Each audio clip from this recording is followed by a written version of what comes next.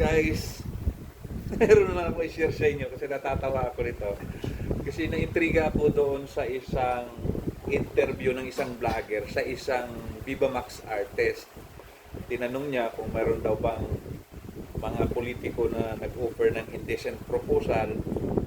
Mayroon daw, inamin niya, at matindi daw pagka senador. Tips pa lang daw, nagbigay na ng 250,000. Matindi nga yun. At ang medyo nakakaintriga dahil ayaw niyang diretsong pangalanan. Siyempre, tatakot din yun. Ang ginawa niya, nagbigay lang siya ng clue. Basta ang clue niya, doon sa first name at last name, mayroong R, mayroong F, at saka mayroong Y. Kayo guys, kaya niyo bang hulaan yun? Paki-comment nga.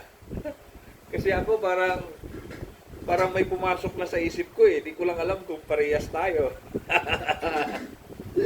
Pero idol ko talaga siya.